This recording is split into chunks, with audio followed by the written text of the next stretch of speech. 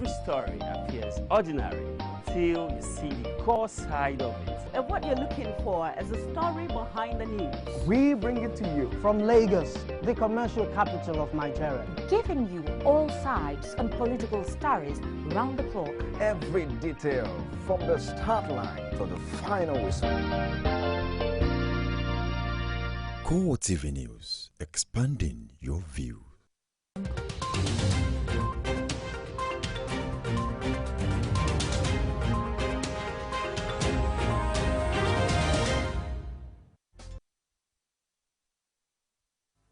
A very good evening to you and welcome to CoreTV Primetime News. I am Nena Oragwa. And our top stories tonight.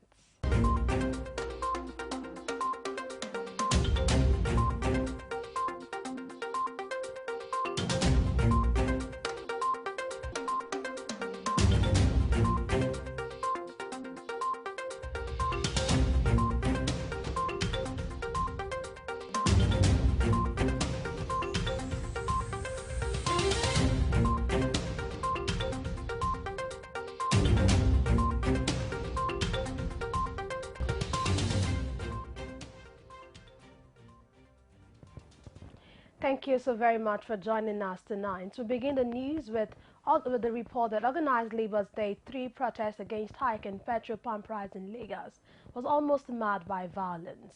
Nigerian Labour Congress and civil society groups earlier chose the Murtala Mohammed Airport as rallying point for demonstration, but later changed to the State Secretariat at Alausa in Ikeja, picketing state government ministries. A situation almost leading to violence was however saved by the timely intervention of security officials. Our correspondent, Victoria Solomon, has more in this report.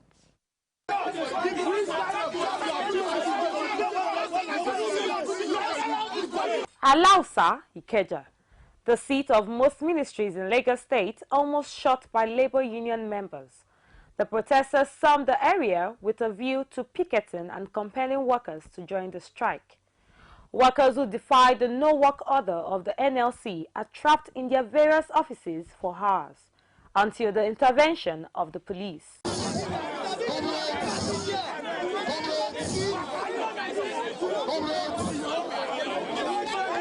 Labour and allies vow not only to continue the strike, but also to respond to any resistance from the government. Federal government locked their door against dialogue, and yesterday they were pretending to say they were open. Clearly, on 2 days ago, the federal government stated that they were not willing anymore to consider the discussion, and that is a deadly step under democracy. Let the people be prepared for action. We know whether they are the one who own the country and we own the country. Yes, greater Nigerian people, yes. We will make the country ungovernable for them. Yes, that is what they deserve. And that is what, as JAF, as civil society organizations, we are going to give them. Thank you. Third day of labor protest gone. Nigerians wait to see how long more the impasse between government and labor would last. Victoria Solomon, CoreTV News, Lagos. Meanwhile, the planned protest against the fuel price hike continued in Ekiti and Ondo State, with trading and commercial activities going on undisturbed. Our correspondent Adele Kyolagbami, who monitored developments in the two states, files in this report.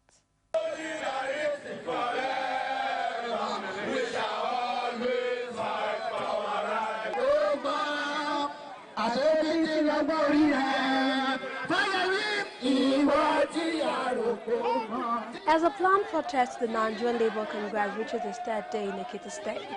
Only the members of the Labour movement is still involved with the protest, with road rallies across the street of Ado-Ekiti. While the protests continue, trading and other commercial activities went on across the city's market, as gates of commercial banks and government offices remain shut. We can say emphatically, because there is hardly any household in Ekiti State that doesn't have a civil servant. Civil servant has not received salary for the past 5 months. So what we are saying, if they cannot come out because of one reason or the other, they are with us in spirit. And we know that their prayers are with us. Because like I said, there is no household in Ekiti State that doesn't have a civil servant. Civil servant has not received salary for the past 5 months. So we believe they are with us. At the same time, the residents of Ado-Ekiti criticized the ongoing labor protest against a hike in fuel prices. It affects But what I'm seeing on the streets, this will not help the situation. I think the government should have allowed a dialogue, or the NSC should have allowed a dialogue. Understand? So if they allow a dialogue, if they dialogue with each other, they will control what is going on. The situation in Nigeria is very, very critical. It is disastrous. It is killing. It is very, very dangerous. It's putting Nigeria into a great task and demolishing. Equally in Ondo State, as the protest is on trading and other forms of commercial activities, processed and hindered, while some commercial banks in the state's capital operates collector services with state government offices and public school shops. Most of us that are here, if a liter of oil is sold for 500 naira, we can afford it. We can afford it. We are saying that what we are saying today is to save the future of your children. Nigerians await when this imbroglio between the federal government and labor unions will end for normal business activities to take place in these states. The convener of the Save Nigeria group, Tunde Bakari, has broken the silence of the group as it relates to the recent removal petrol subsidy. Bakari is reacting to Nigerians who have been criticizing the quiet disposition of the SNG to this development as against what played out 4 years ago. The group was in the forefront of a similar protest which forced the immediate past administration of President Goodluck Jonathan to rescind his decision to remove petrol subsidy in 2012. Our correspondent Akin Obakeye completes the story. The Occupy Nigeria protest of 2012, which caught attention globally, uniting Nigerians against the decision of former President Goodluck Jonathan to remove petrol subsidy. Outspoken clergy and convener of the Save Nigeria group, Tunde Bakari, alongside notable Nigerians like Seun Kuti, Femi Falana, led the 2012 demonstration at the Freedom Park, Ojota. Many people ask, what is behind the loud silence of the 2012 gladiators of occupying Nigeria? Sometimes the enemy is the thinker of the moment. Nigerians hate themselves. And so you think they are powerless. You do not know that the whole purpose of government is the welfare and the security of the people. That a citizen's office is more important than the office of the president. He further highlights the level of confidence upon which the group is acting. With wisdom and tact, we can change the paradigm in our nation and begin to evolve a new Nigeria that will be respected everywhere. We have the resources, manpower, material, even spiritual. The hope of Nigerians of a change agent seem not to have been cut short. Some of the people who now have to solve the problems are those who created the atmosphere where you couldn't discuss the national problem of why it had to be done. And they're now the one who had to solve it. It is certain that many more silence will be broken in the coming days. Akin Obakeye, CoreTV News, Lagos. Away from the NLC strike, we now move into politics as part of efforts aimed at ensuring that the hierarchy of the All Progressive Congress is in tune with the decision of the federal government to increase the pump price of premium motor spirits. The party has held an interactive session with the state chairman throughout the country, the Federal Capital Territory. Our correspondent, Kozem Kasali, has more in this report. Congress at the party's national headquarters, waiting to meet a delegation from the federal government, which includes the Minister of Labor and Employment, Information and Culture, and the Secretary to the Government of the Federation. In the words of the two ministers, the meeting is very important so that the government, headed by the party, can explain the rationale behind its decision to raise pump price of premium motor spirit to the party's state chairman all over Nigeria. We invited the labor union, NLC, and TUC. We also have labor unions that have sensitive input into the pricing of petroleum product or petroleum industry. And this is IPEN and PENGASI.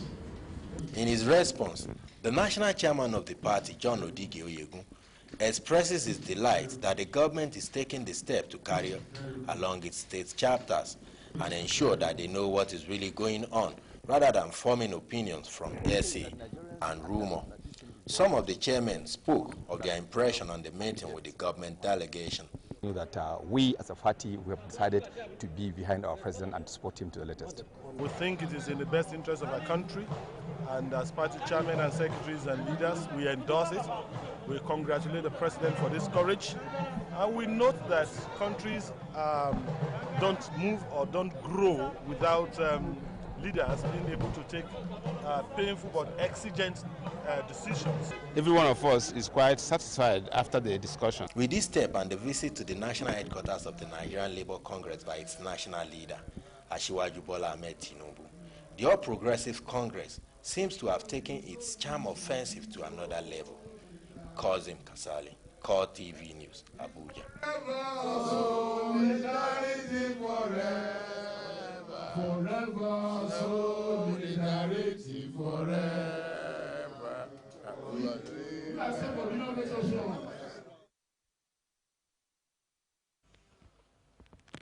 In a related development, the national leader of the All Progressive Congress, Bola Tinubu, has appealed to the Nigerian Labour Congress to continue to dialogue with the federal government to resolve the agitation over the new palm price of petrol.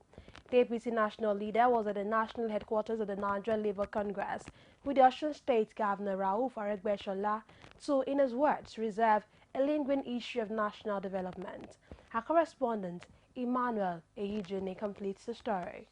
Tinubu met with the leadership of the Ayuba Waba-led NLC alongside Osun State Governor Rauf Aregbesola, Kabiru Marafa, among others, advised the leadership of the union to ensure that the window of dialogue is open towards quick and smooth resolution of the disagreement. We came in to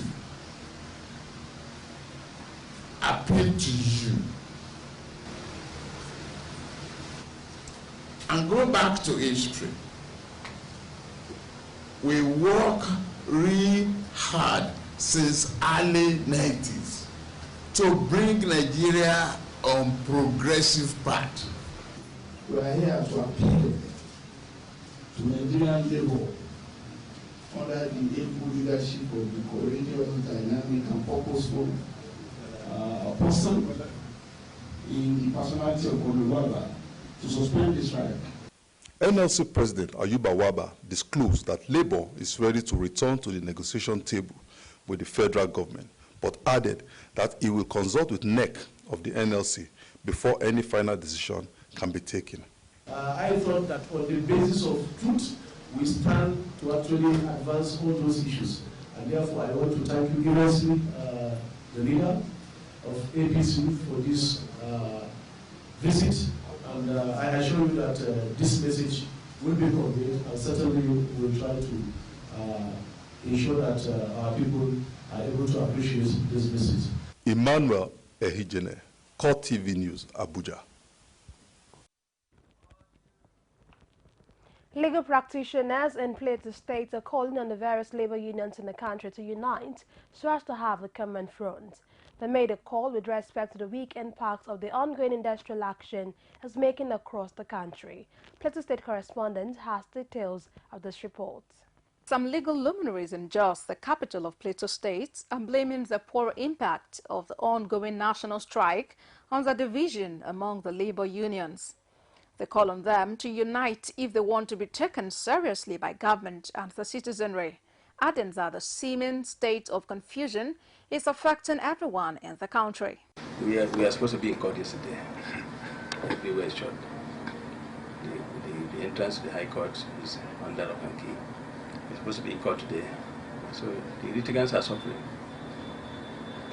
The same common man is suffering. It's affecting me very badly because my means of livelihood appears to have been terribly disturbed.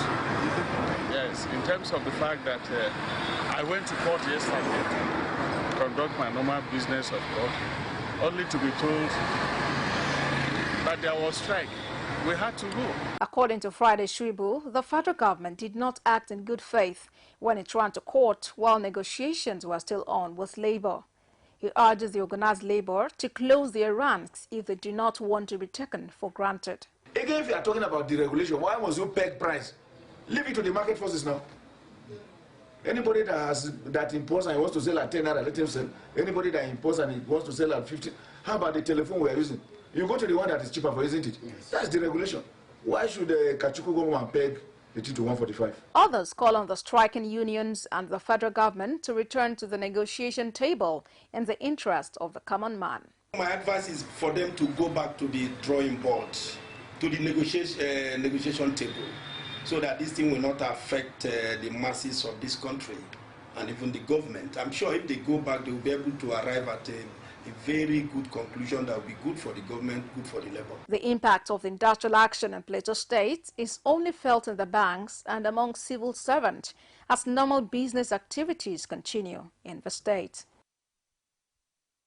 We now move into court matters. The Federal High Court sitting in Lagos has sentenced a former Director General of the Nigerian Maritime Administration Safety Agency, Raymond Omashe, to 5 years in prison for a 1.5 billion naira contract scam.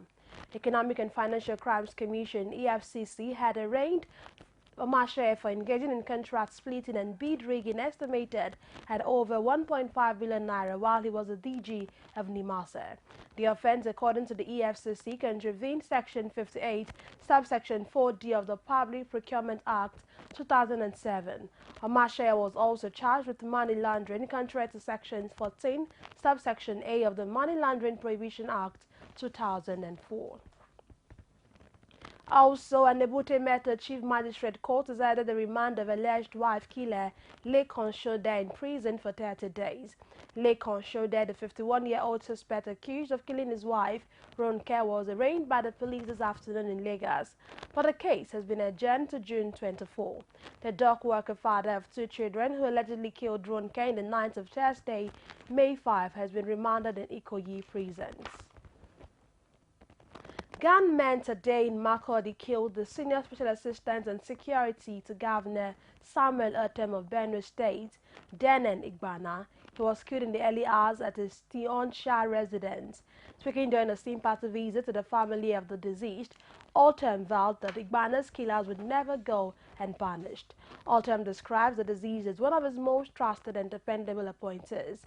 He discloses that the deceased had intimated him that some people were threatening to kidnap him and that Igbana requested for funds to carry out perimeter fencing at his house.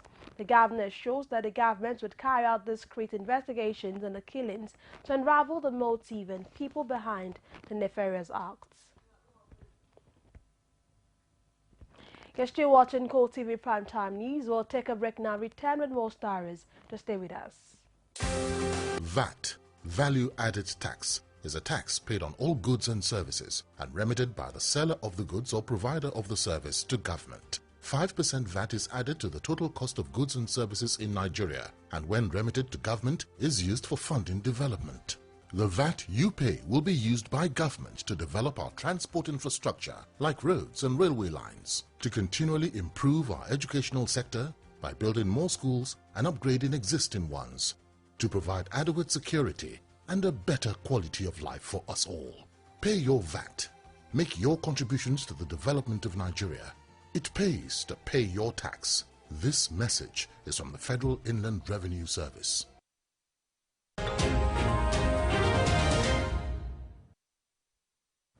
Glad to have you back. You're still watching CoreTV Primetime News. A quick recap of our top stories.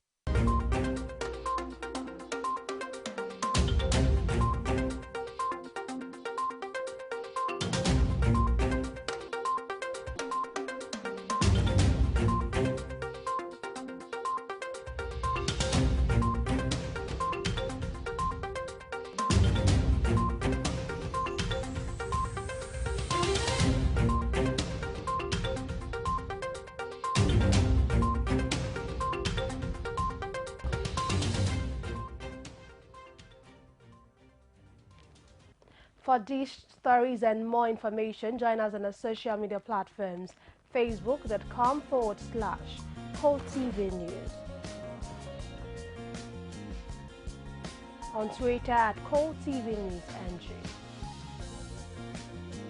and on our YouTube channel, youtube.com/CoreTV Live Space News. A federal high court sitting in Kaduna has adjourned to June 7, 2016, the hearing of a suit filed in by the leader of the Islamic movement in Nigeria, Sheikh Ibrahim Zakzaki, against the Nigerian Army, the Chief of Army Staff, the Attorney General of the Federation, and the Attorney General of Kaduna State. The IMN leader is seeking to enforce the fundamental rights of himself, his wife, and all the members who lost their lives and property in the December 12 and 14, 2015 clash.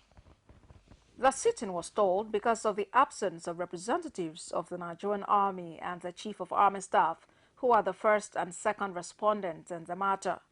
The representative of the IMN, who led all the team of lawyers, told the court that the respondents in the case had been duly served with a hearing notice on May the 12th, 2016, adding that the recommended days as enshrined by law for their response had expired. We are satisfied that at the end of the day, when we have our day in court and this application is taken, we are satisfied that we have been able to place very fundamental matters, before the court that clearly show, the position that we are pushing, that the rights of our clients have been infringed.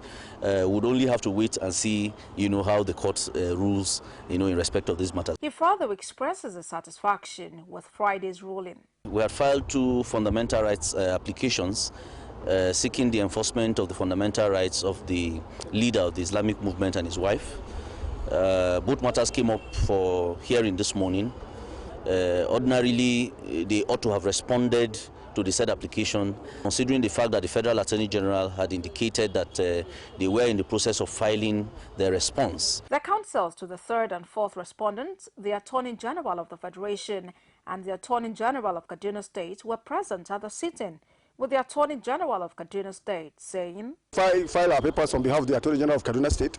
We have joined issues with the applicant, so they have taken a day to react, and then the Army and the Chief of Army Staff had already been given opportunity to also come in and be heard too. And the Attorney General of the Federation had also indicated its interest of filing his own papers to be heard on the substantive application. The presiding judge, Justice Saleh Shuaibu, struck out the application by the counsel to IMN to continue with the sitting, while he granted the prayer of the third respondent for time to file their affidavit. Justice Saleh said in claiming damages of 2 billion naira, justice cannot and should not be sacrificed at the altar of speed, adding that the court will serve the Nigerian Army and the Chief of Army Staff with hearing notices again, as the court cannot wait for them indefinitely. Both counsels to the IMN leader, the Attorney General of the Federation, and that of the state all agreed with the presiding judge's position on the matter vis-a-vis the adjournment. The Minister of Power, Works and Housing, Babatunde Fashola, has reassured Nigerians of his plans in getting adequate energy and power in the country. At a forum in Lagos, the minister restated the role of the ministry in sustaining uninterrupted power supply in the country. Our correspondent, Victoria Solomon, has more in this report. Power has become a source of worry to Nigerians. What Nigerians are eager to know is when and how the prevailing power outage will ease out. Minister of Power, Works and Housing, Babatunde Fashola, at a forum in Lagos, restated its plans to having a sustainable power supply. Incremental power, steady power, uninterrupted power, and I've revealed what we should do there. One of the things we should stop doing is to stop cutting gas pipelines, and all of you must sensitize all of those who are involved, because that's why power supply is down. The minister assures Nigerians on prompt metering of the prepaid meters. And I just want to appeal. I know that our business is a results-driven business, and until every one of you gets meters, then we haven't done our job. I understand that, and it will happen. But be patient, be encouraging, and be supportive, and be understanding. It has taken this long, and if we have waited for that long, we won't wait for that long again to complete it. But we're setting targets, but we want to be realistic too. Otherwise, we become incredible and unbelievable. It is evident that the federal government and the minister is certain to put an end to the issue of epilepsy power supply in the country. Victoria Solomon, CoreTV News, Lagos. The federal government has urged youth in the country to pursue the study of science and mathematics to help enhance socio-economic and technological development of the nation. The Minister of Science and Technology, Obonaya Ono, who made a call at a forum in Abuja, says science has contributed immensely to the progress of nations. Our correspondent, Basil Okafor, was there and brings us reports. The Minister of Science and Technology, Obonaya Ono, believes that the nation's solution to scientific breakthrough lies on its youth embracing science and technology with great interest. He says time has come for the Nigerian youth to be fully equipped with the necessary scientific and technological knowledge and skills to make the country compete at the global stage. Ono further appealed to the general public not to see science as a difficult subject, but something which is indispensable in national development. Yes, they have to start showing interest in choosing careers in science, in engineering, and in technology. And that innovation is something that there is no age limit. The minister urged the youth in the country to accept the study of science and technology as a challenge, saying that globalization has made scientific and technological illiteracy indispensable. Nollywood actor Kanayo O. Kanayo, who has been at the forefront of mobilizing youth to embrace the study of science and mathematics, calls for more focus from youth to ensure the future prosperity of Nigeria. He also added that he will also be providing them a platform outside of government programs as his contribution to national development. What is my target in this whole figure? I find out that those who are in secondary schools have not formed character. And some of them can still be influenced to do the right things. So that's our target. Time, no doubt, will tell if this call by the government will get across to the youths, who many analysts have argued that many of them are developing phobia for study of science subjects. Basil Okafor, CoreTV News, Abuja. With much anticipation on the whereabouts of the Chibok girls abducted 2 years ago in the school hostel, hope resurfaces with the sudden appearance of one of the girls, Amina Ali, who was confirmed by the military and villagers as one of the missing girls. In a flagship program called Digest, analyst examines the truth behind the missing Chibok girls. Our correspondent has more. Rest assured that this administration will continue to do all it can to rescue the remaining Chibok girls who are still in Boko Haram's captivity. The sudden appearance of Amina Ali brings confidence to the president of Nigeria, Muhammadu Buhari, that other girls still in the custody of Boko Haram will be back. On a telephone conversation, retired colonel believes that the Nigerian army has brought hope to the parents of the missing girls. Yeah, of course, we must continue to exercise hope in getting the rest of the girls. We have an armed force that can really do the job for us. That is not in doubt. Our military men are capable and they can fetch out these girls for us. Analysts also opine that the girls should be made to speak to the public in order to give descriptions about the Boko Haram camp to the military. The second line will be for him to take us into the forest, even if it is a descriptive journey or a graphic journey as to the location of these terrorists, as to their psychology, how they operate. This will help us. And it is important too that some of this information is released to the public. Callers also share their views. I just want them to bring out the girls, like the lady that was discovered. Like last night, there's another lady that was discovered again. Yes, Sarah Luca. So I think they need to bring it up to the press. Let the press see the ladies, and let Nigeria have their own view about them to see what's going on. So I think it's a very necessary thing for we Nigerians to know what's going on, because we are all involved in the situation. Okay. So I think they should do that for us. It is high time Nigerians we will fight behind our army, because it is the only institution in this country today that is not politicized. The army has Igbo, Yoruba, Edo, Tim, and everybody. And when they go to the battlefront, the bullet does not discriminate party affiliation or religious affiliation. So let us support our army and encourage them as much as possible. She should be given an opportunity where she can be able to talk, whether in Hausa or even in her tribal whatever, and then they have an appropriate interpreter to let the nation and then the country know the reality of what is on ground. It is expected that the military should intensify efforts to rescue the remaining girls. The National Hospital has again successfully carried out 35 open-heart surgeries on children and 2 still in progress with varying health conditions. 6 months ago, a similar operation was carried out on 6 other children. Surgical procedures, according to the hospital authorities, were done by Nigerian surgeons in conjunction with a non-governmental organization. Our correspondent, Bukola Afeni, brings us this report.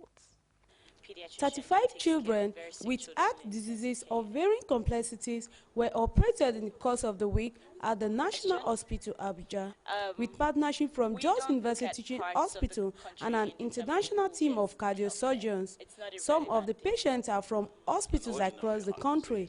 This operation is done at a subsidized price to give Nigerian children with congenital heart disease the opportunity of enjoying a healthy lifestyle.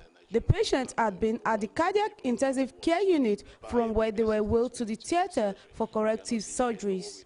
We've been working for about 2 years to bring sustainable heart service to Nigerian children with congenital heart disease. We've screened 35 patients. We can't do all 35 at this time, but we screened them, and we will try to take care of each child in subsequent missions. The senior consultant at the National Hospital says some of the patients who had undergone open heart are doing very well and being monitored, adding that the success of the operation has increased the area of specialization in the hospital. This will further boost the confidence of the incoming patients. Almost all those children that were operated then, who have been coming for follow-up, are doing very well. And we have not had any cause to be worried, apart from being thankful to God that these children are well and happy. The parents of one of them disclosed that his child is in stable condition. He added that he has a hole in the heart right from birth and has been receiving treatment from Jos University Teaching Hospital. He commended the medical team for a job well done. Just after a month that he was born, we discovered it. How was he coping? Was he going to school? Yeah, he has been going to school. He's now in the SS1. How old is he? He's better, very better. The management of the National Hospital says it will not relent in its effort to make healthcare easy and accessible for Nigeria, and will still help 200 children with heart defects this year, beginning from July. Bukola Afeni, CoreTV News, Abuja. We use scientific and medical ways to determine. In line with the defense and police officers' wives' vision to contribute both directly and indirectly to the welfare of the Nigerian armed forces and their families, DEPO has empowered 14 leaders of the fallen heroes and 12 women from the private sector. President, Defense Police Officers' Wives Association, Omobolanle Oloni Shakin, describes this as a way of contributing to national development. Her correspondent, Hikela Mokeri, tells us more. Graduation is a time of celebration and triumph of the students who have worked so hard. Speaking at the event, President Defense Police Officers' Wives Association says the idea of the skill acquisition is to empower the women and the less privileged, thereby contributing to the socio-economic development in the country. An NGO, and what we do is to help the less privileged in the society. When you empower people within a community, they'll be able to contribute to the economic development. Representing the wife of the President, the wife of the Speaker, Federal House of Representatives of Nigeria urged the graduating students to engage themselves positively. Training them and releasing them into the society to make an impact. You have been given a great task, especially those of you that have been trained.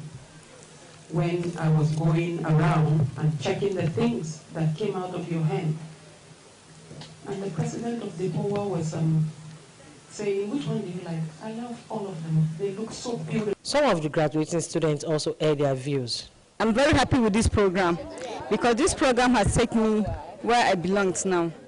My advice to the other women, once they call, they should come out. They don't know what they are calling them for.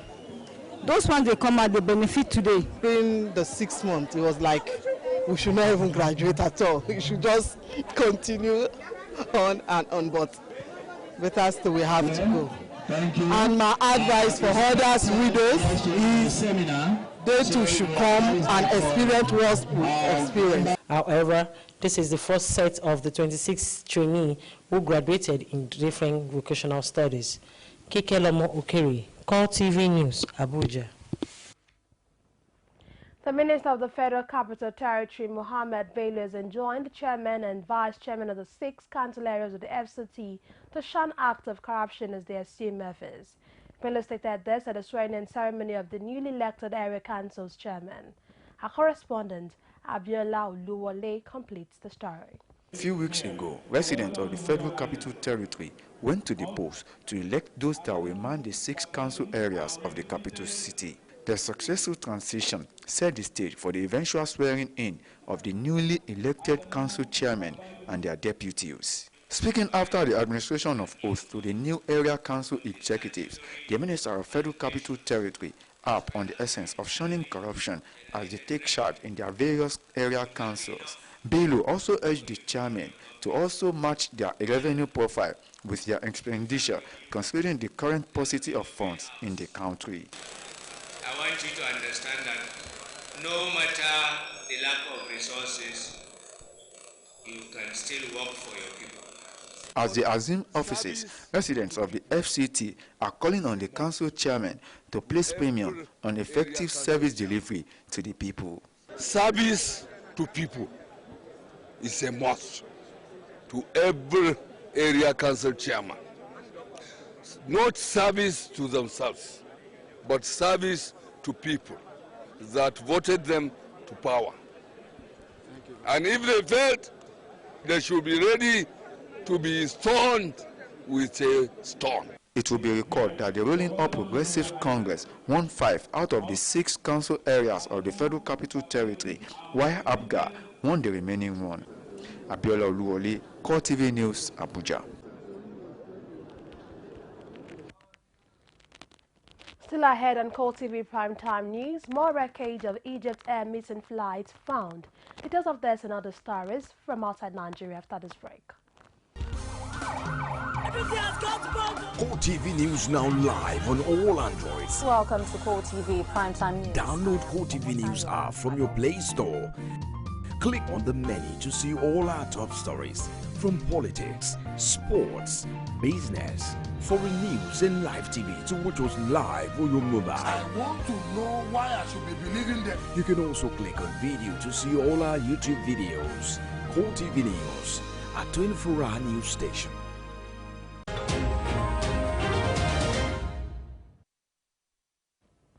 An Egypt air official says more wreckage of the missing flight MS-804 has been found, including body parts, luggage and passenger seats. A statement by the Civil Aviation Ministry says the unnamed official from Egypt Air discloses that the search was continuing to locate the rest of the plane and the black boxes to determine what exactly happened. Earlier in the day, the Egyptian army said wreckage was found 290 kilometers north of the port city Alexandria, the Mediterranean coast. The plane disappeared over the Mediterranean with 66 persons on board early on Thursday. Egyptian President Abdel Fattah al-Sisi has, however, expressed his condolences to the families of the victims. The United States has rejected a Russian proposal to carry out joint airstrikes against armed opposition groups in Syria. Addressing journalists today in Syria, Pentagon spokesman Navy Captain Jeff Davis says they will not collaborate or coordinate with the Russians in any operations in Syria, pointing out that Washington and Moscow have separate military objectives. Davis explained the Russian operations are supporting and enabling the Assad regime, while their focus is solely on degrading and defeating the Islamic State of Iraq, the Levant group ISIL.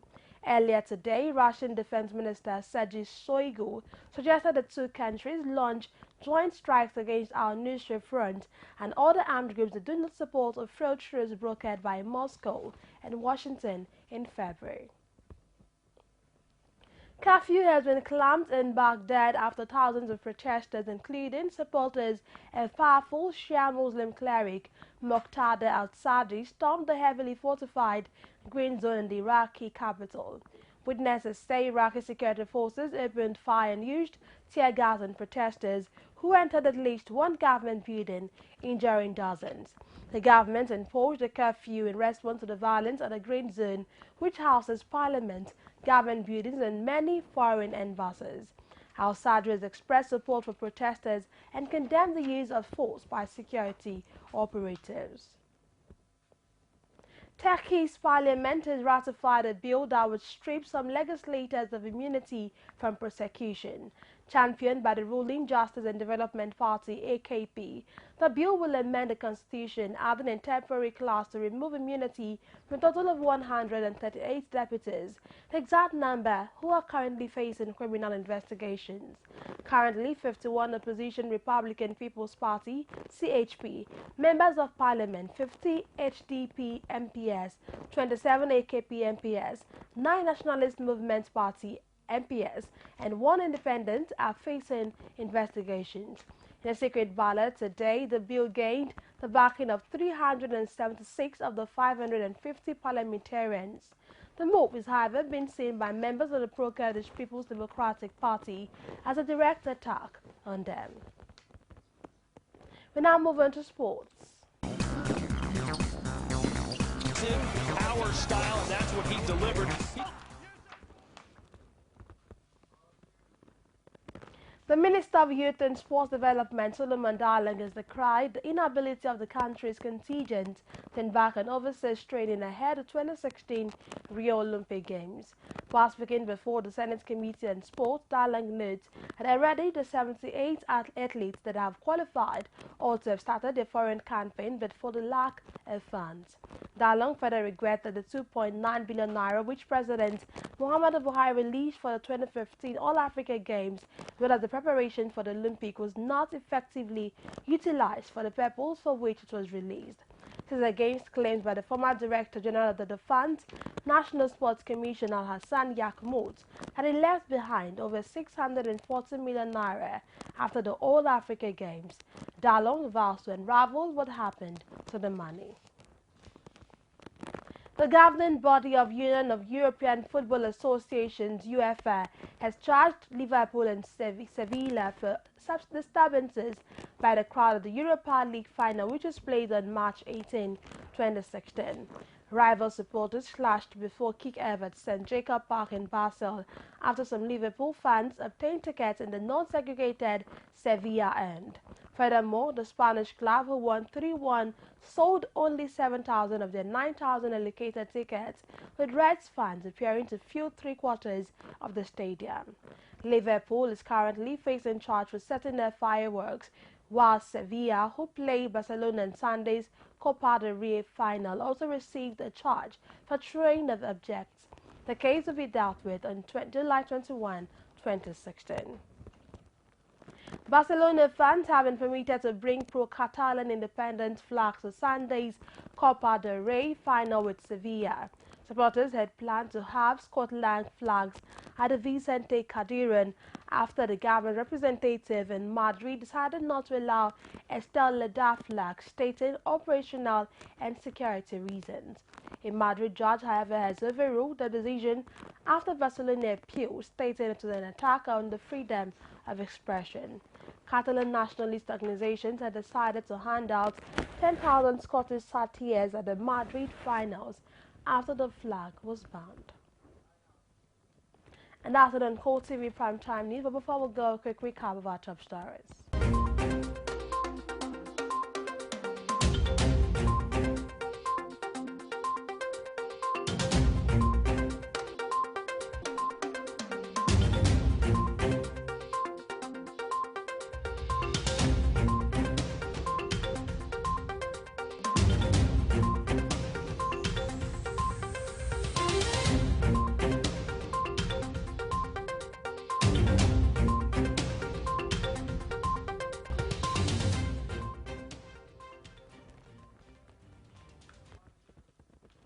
Thank you very much for staying with us tonight. I am Nena Oragwa. Do have a beautiful night rest.